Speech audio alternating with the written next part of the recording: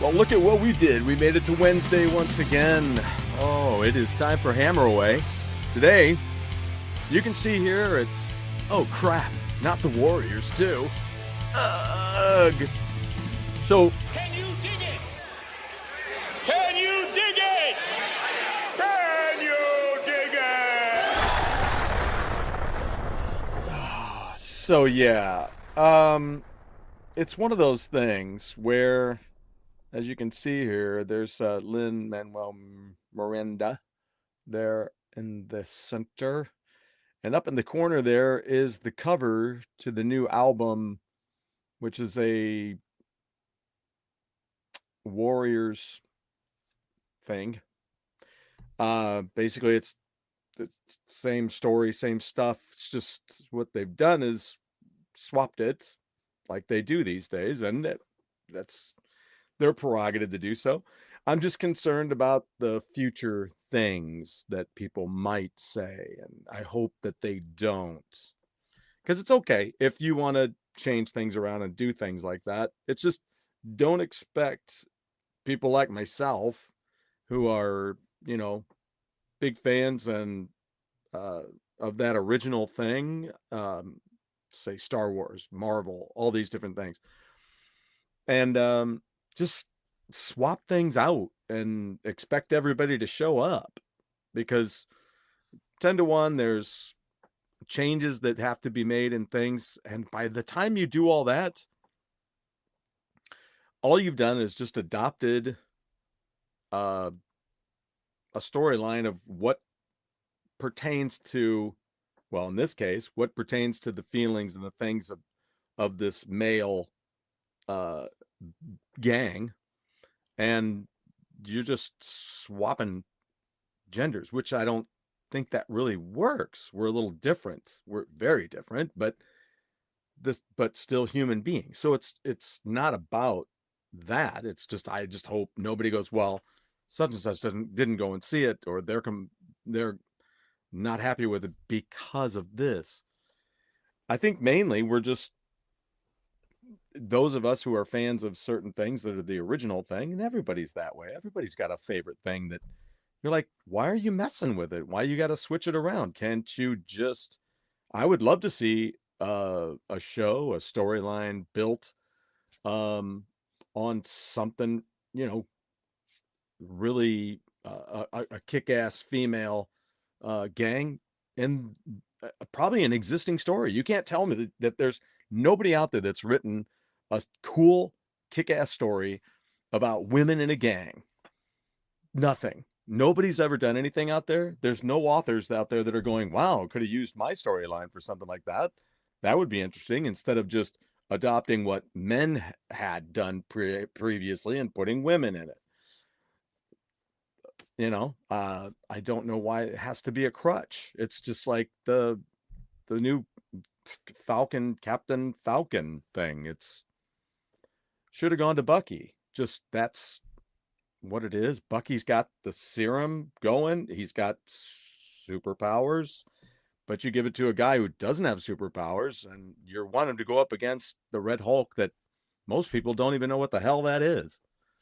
So I don't know. I hate to be crabby and complainy here on a Wednesday on a Hammer Away. It's just, can we just expend a little bit of effort and time instead of going, I really like the Warriors.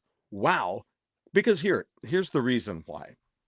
This basically what I was reading earlier is that he kind of uh, did this to take a piss on some people uh, who were complaining about girl gamers, right? So here, let's I can't get into all of this because it's just too much bullshit. But it is worth mentioning why he swapped it out because it's always good to know why. It's not just a matter of, well, I think I'll just do that. It's not like that. Here, let me see if I can set you up with a little bit of a visual because I did put in some visuals. Let's take a look here. Here's that original awesome artwork for that original movie. Came out in 79. Um, here's the artwork of there. patch that was on the vests. And look at this. I found this photo. This was pretty dang cool. I mean, the autographed vest. That's really bitching. Michael Beck right there in the middle. Was in so many cool movies back in the 80s, that, or maybe not so cool movies back in the 80s. My all-time favorite, I think, is he was in Xanadu, right? Xanadu for me has a lot of interest just because of the fact that it's got Fee Waybill and guys from the Tubes in it, and Michael Beck is in it, but he's plays an artist who does large renditions of album cover art to be put out in front of like Tower Records. So that was kind of cool to me. Yes, is it cheesy? Of course it is, but I bought it on Blu-ray nonetheless. ELO does the music, right? Just like Flash. Flash was cheesy, but Queen did the music, and it was really cool. Now, Flash was 10 times cooler than Xanadu, but that I'm just saying that's just where it is. So anyway, but Kurt, what is up? Hello and welcome. So yeah. So anyway, but Michael Beck was in that, and he was in, of course, Mega Force. All of these, it's kind of interesting how he's in these movies that meant something to me with rock and roll, right? So ELO did the Xanadu thing. Tubes were in it. And then he did Mega Force, which had music in it by 707. And that was really cool when they remastered that and had that stuff on there. And then he, of course, then he was in The Warriors, which had a great, cool soundtrack on its own, but also included the song by Joe Walsh, In the City. So that was really cool. Now, the thing I really liked about the original film, music-wise, is that it brought about different kinds of music, right? Even from different ages. It was just had some great stuff in it. It almost could have, had a cool soundtrack, like maybe say Superfly or Shaft. Any of that kind of stuff would have been cool for that movie as well. Same time frame, same, in that same era. A little later than those movies, but all the same, Shaft went on for multiple movies. I mean, and Superfly had multiple movies. So anyway, just thoughts on that. So, but it is an interesting tie. So anyway, but she said to me one day, I said, "Oh, I just got done watching Xanadu on Blu-ray," and she looked me square in the eye without a twitch. She said, "Why?" There's the original movie poster. These are the armies of the night. So there you go. And then over here, of course, is the logo for Warriors. Not the Warriors, just Warriors.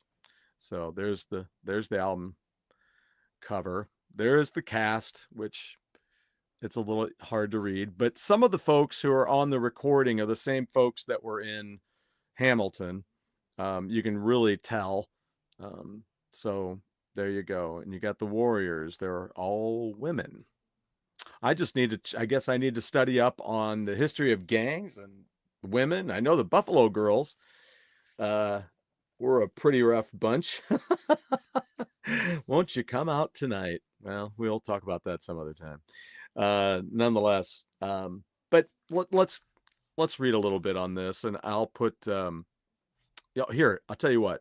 I'm going to play a little bit of this, and we'll see what happens. Coachy, Cowgirl, Fox, Cleon, Ajax, Rembrandt, Swan. On the replay, Coachy, Cowgirl, Fox, Cleon, Ajax, Rembrandt, Swan. So there you go. So it's a lot of what I heard so far on the album. It really wasn't as interesting to me. I did tell my friend, same friend who made the comment about Xanadu. I did tell my friend, I said, one thing I learned, watching Hamilton is that I don't dislike rap. I'm a rhythm guy. So I really dig it. So I really like that style. However, when they started touting Miranda as this oh, this new genius. Well, it took him 9 years to write it, is, what he reported. He admitted it took him years to write the thing. And then I'm like, okay, I get it, and then I saw In the Heights and I liked it. It's a good show. It's good music, good stuff, and good characters. That's a great show. Um, but I see similarities as you step right over to the other. And then in this, it's kind of the same. So I don't see that there's any new ground being broken here. And again, I just kind of not digging on the swap, especially when there's got to be stories out there that, that really push forward original female characters in that way.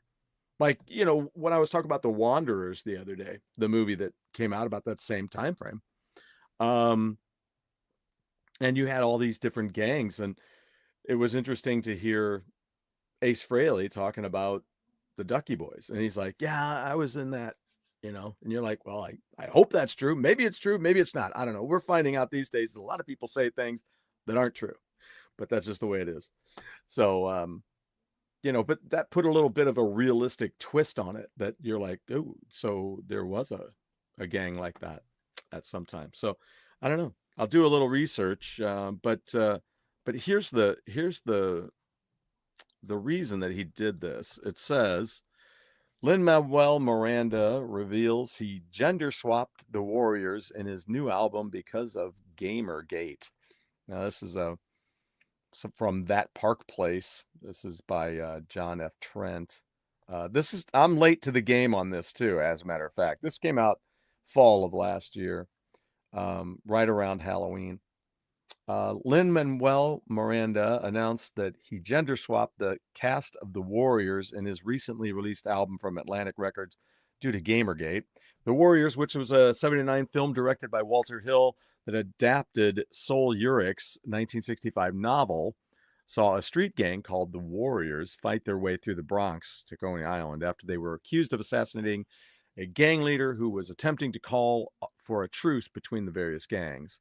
The Guardian's Chris Wiegand reports Miranda's chief change was to make the Warriors female, a decision inspired by the Gamergate incident in 2014, good God, which he sums up as terminally online dudes doxing women who dared to like video games.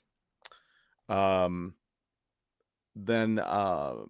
Wiegand also shared that misogynistic behavior reminded Miranda of the malignant chaos in the film that's caused by Luther shooting Cyrus, the city's almighty gang leader who was proposing a truce among the tribes. Luther then blames the Warriors.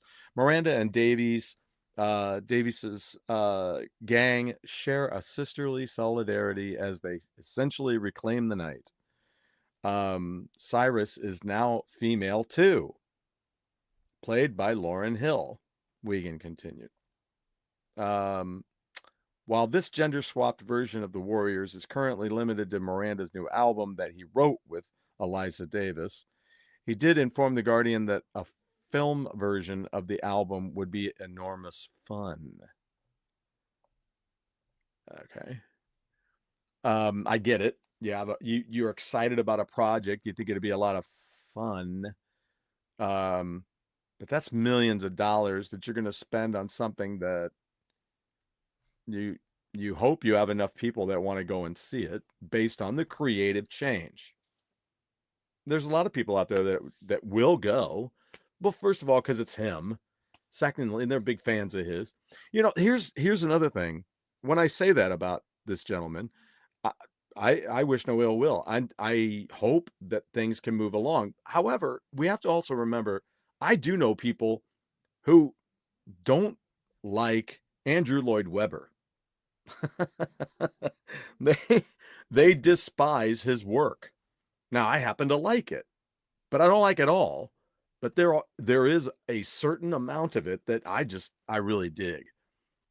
I've always been a fan of Jesus Christ Superstar. We still have I probably have one of the original printings of the original London cast.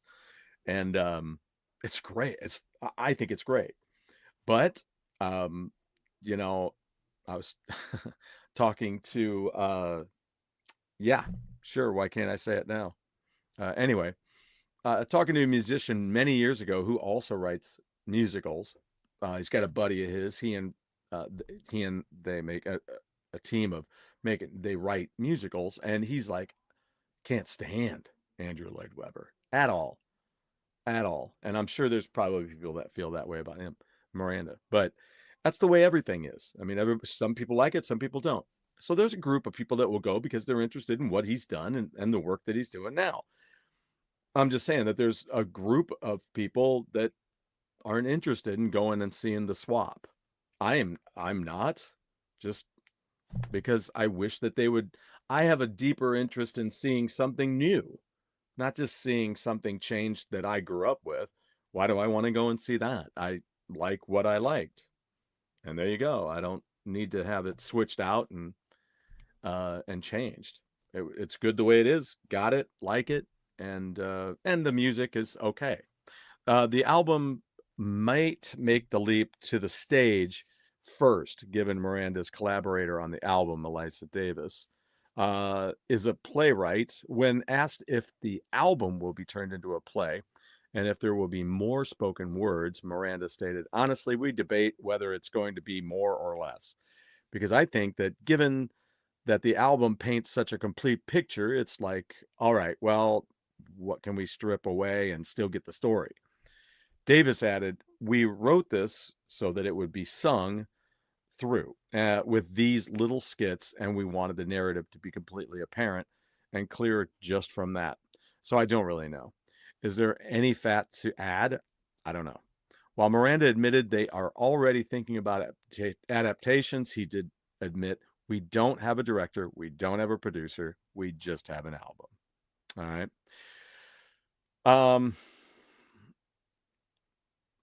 So they're all they had a little thing under one of these pictures that talking about I guess they're gonna gender swap Silver Surfer for the next Fantastic Four movie. So it just that these things, they don't make sense in the history of what is going on. It doesn't make sense to do that unless you own it and that's just what you want to do. But just don't expect people to show up for it that have been into it for years and go, that doesn't play out right. It doesn't make sense. Just to go, well, boop, boop, that's out, boop, that's in. That it just doesn't work like that. It's like electricity. It just doesn't work if you put the wrong wire at the wrong place. I mean, it's just, that's the way it works. And you know what I'm saying?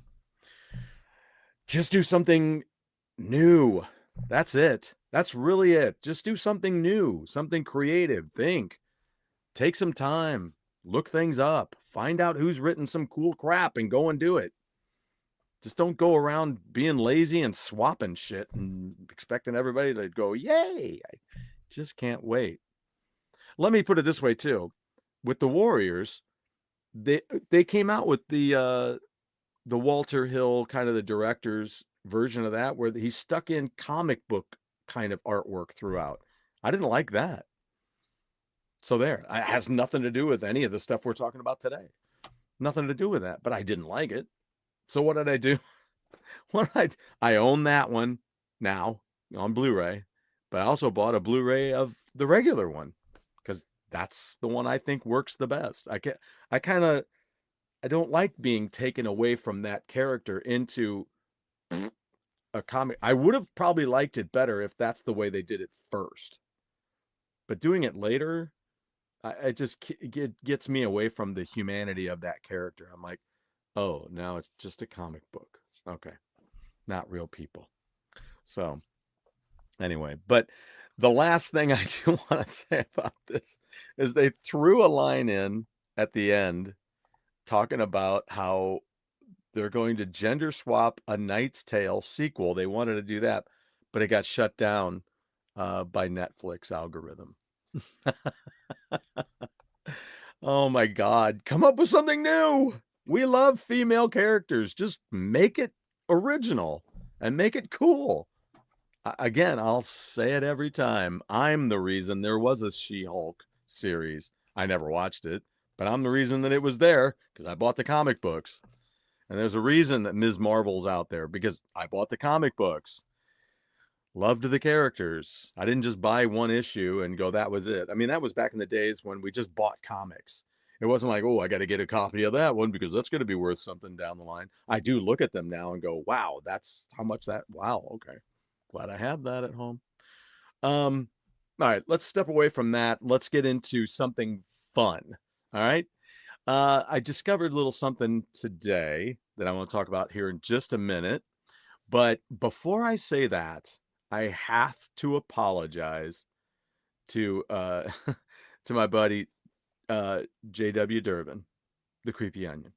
I'm late to the game on this, and this has been out there for like 4 months. And I'm going to put this on for us right now.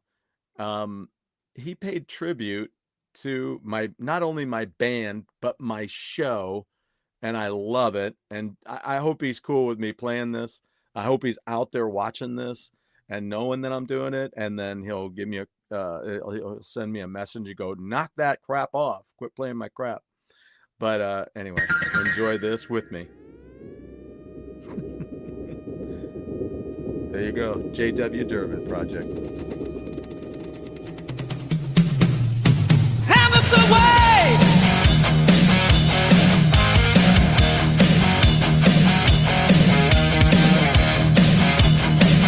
So this is a track that was written a while back, and just changed around some of the lyrics. This is talking about our buddy Papa G. Drifting into the edge of blue. That if we're going to be covering it. Falling harder than I ever did before. Feeling like there's a touch of magic that changed me to my core. Drifting into the edge of blue. Into the edge of blue. And I could have sung along. Every way up to life, every way. There you Time go, my blessing right each there. every day. I have what man's speech. We take nothing for granted. Can't go out the land of free. Share the stage of my brethren. It's a home, a good place to be. I can't live a life that's living my words in there. social license as far as my second home.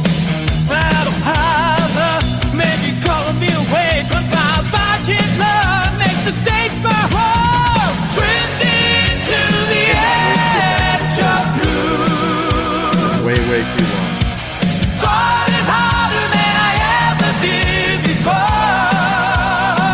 And I've watched this video many times. Feeling like there's a touch of magic that changed me to my core. Drifting to the edge of blue. Into the edge of blue.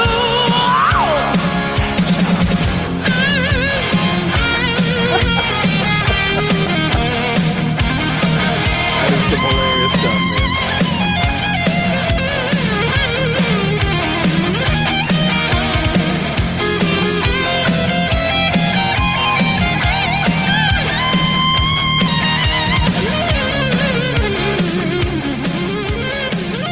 So the other cool thing, the other cool news I'll tell you during this guitar solo is that the Viking Kitchen is coming along. So we're going to be drifting into the edge of blue and doing some shows from up in the kitchen. I'm going to be baking and doing some other cooking things that I do up there. So it looks gorgeous. The only thing that we don't have yet is a backsplash. So we're going to be working on that, and we'll be ready to roll. Here we go. That's my buddy Jack. That's so crazy. With our Go Game Go logo on the front. Drifting to the edge of blue. Falling harder than I ever did before. Feeling like there's a So JW, thank you so much for doing that. That's like that just warms my heart. Drifting to the edge of blue. check that out there on YouTube, folks. If you can't hear enough of that and you want to see it again, just check it out there. I'll see about putting that in there. I love that Viking. I messaged him about that the other day, and hopefully I get to talk to him about a few things on that. But great video. Now, to wrap it up for today, I want to tell you about this. If you haven't heard of this before, here's just the regular album cover. I bumped into this today because what was the first thing that caught? I don't remember what it was. I was listening to a playlist. Okay, so hold on a second. Let's take that off of there. Let's get that. Let's just slow down there for a second. So, I love making playlists, right? So I go all out, right? Sometimes, and I'm just like, this is great. I got to do this. So I made this playlist called 1979's Great Albums. Now, these are great albums to me, and this is just what I've found so far. And when I say great album, I kind of push it on this a little, because sometimes I'm just like, yeah, maybe there's one or two moments on that record that I'm like, okay, maybe. But it all goes back to an argument that I've told you about before. And for those of you who haven't heard it yet, I had an argument with a friend of mine years ago. We worked together at a trophy company. We were graphic designers. We're in the same department, and we're talking, and we had a radio that we listened to and stuff like that. Well, I think Bark at the Moon probably came on, right? And he goes, "Oh man, that's a great album." I go, "Yeah, no, it's not." He goes, "Yeah, it is." And I go, "No, it's not." And he goes, "Yeah, it is." I'm like, no, hold on. Just wait a minute. A great album is something you can put it on and you will listen to every song on it and love every song on it, right? You'll love every song. And you can, I've done it before. I've said it before here. I've gone to work back when I was working graphics for St. Louis Music. I took a few CDs in, put it on. It was the only CD I listened to that day. It was over and over and over again. Queensryche was Operation Mindcrime.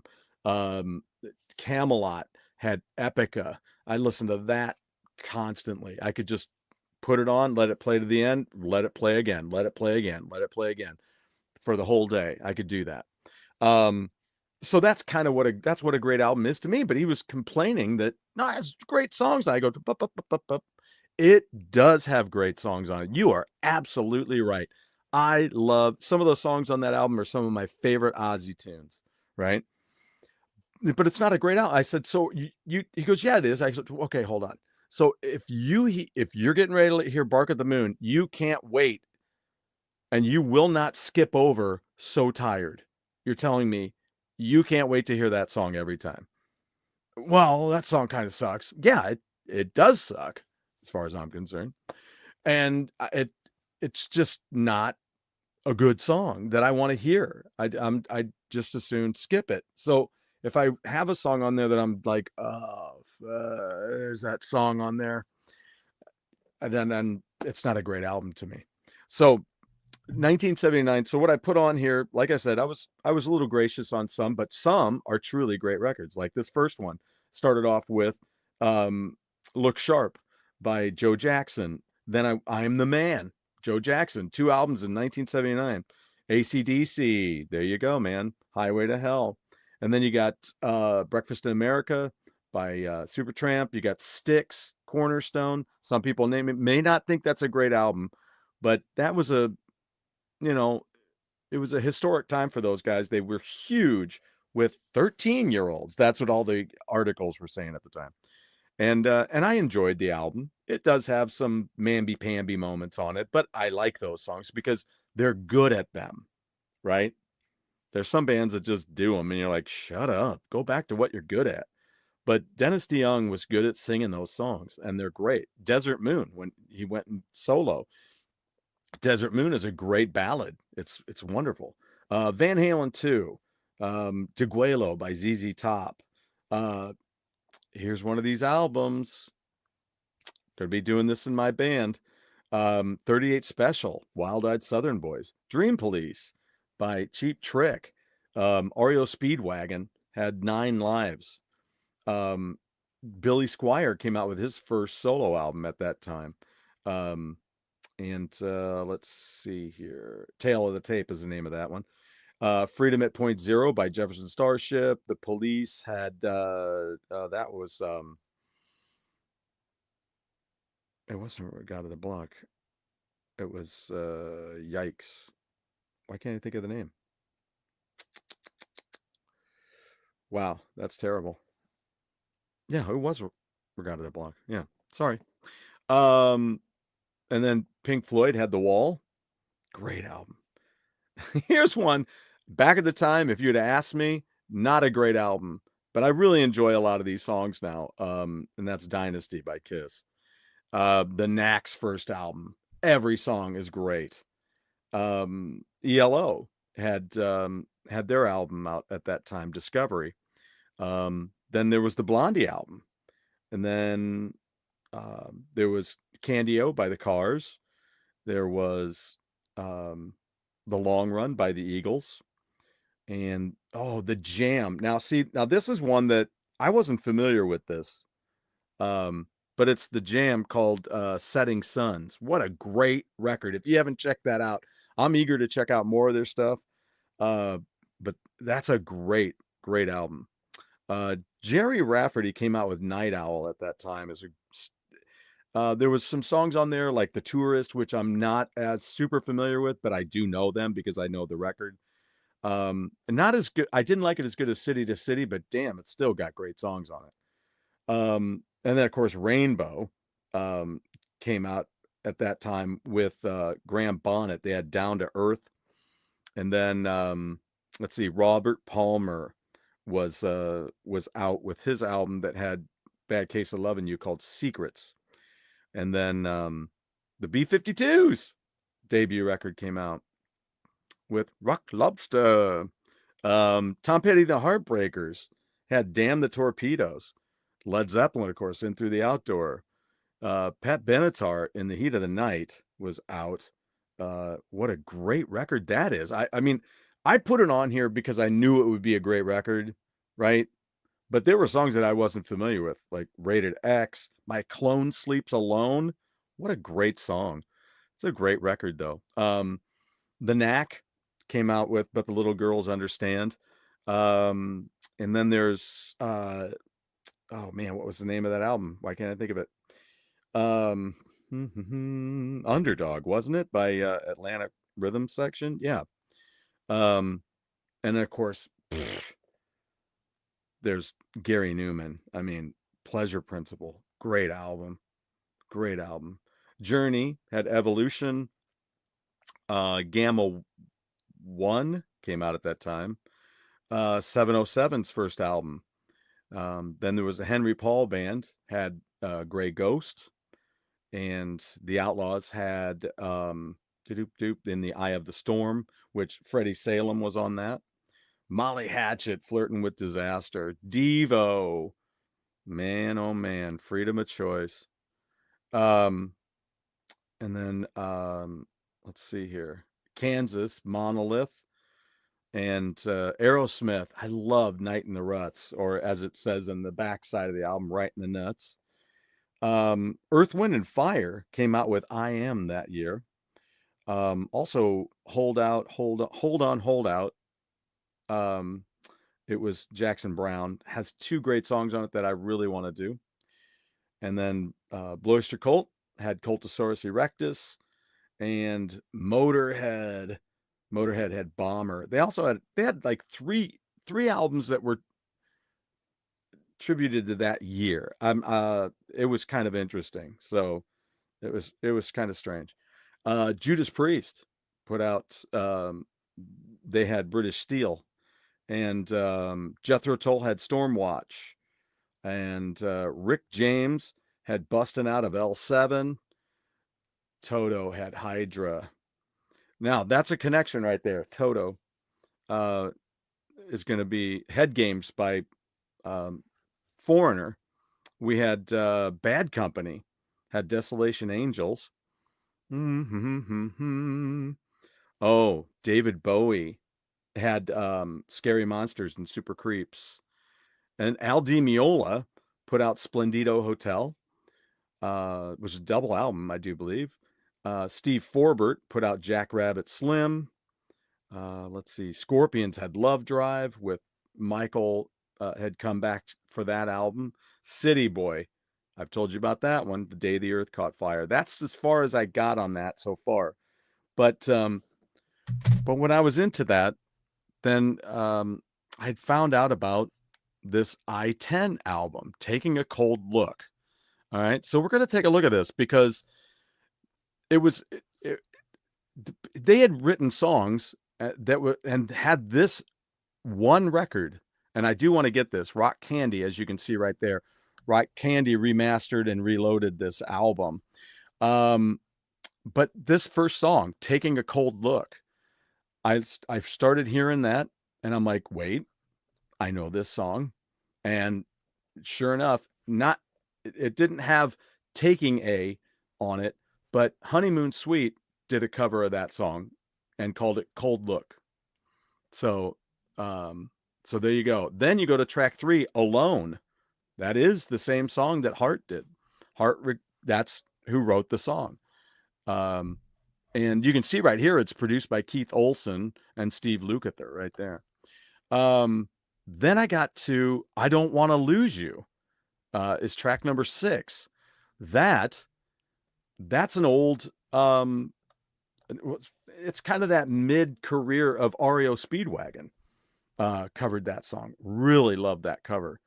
So yeah, but check this out. I-10. Here is a look at the Japanese import of it, but that's one of the Rock Candy ones. You can see it has fully remastered audio, exclusive interview with Billy Steinberg, who I'm going to be working on to get on the show. 12-page color booklet, rare archive photos, and 4,000-word essay by Dave Reynolds. So you can check that out. But yeah, enjoy it. I was really thrilled to hear at least those 3 songs were 3 songs that I realized that I knew from a few different places. But when I heard that track that Iron Maiden did, Iron Maiden. I saw a video today of a guy talking about Iron Maiden today and some of the cheesiest things or some of the funny things that they've done over the years.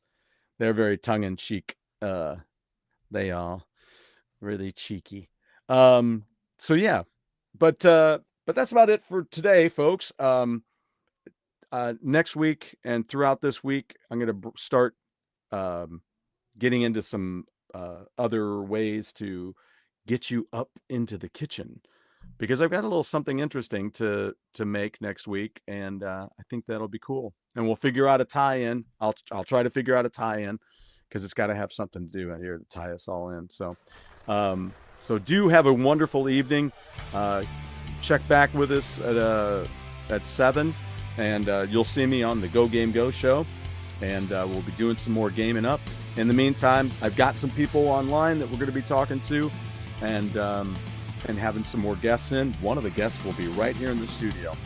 And I've been working on the kitchen so much that I got a little bit of a mess, but I worked on it a little bit. So you guys have a great evening. Take it easy. And remember, when you walk out your door every day, you're in everybody else's world. They're not in yours. Oh, yeah.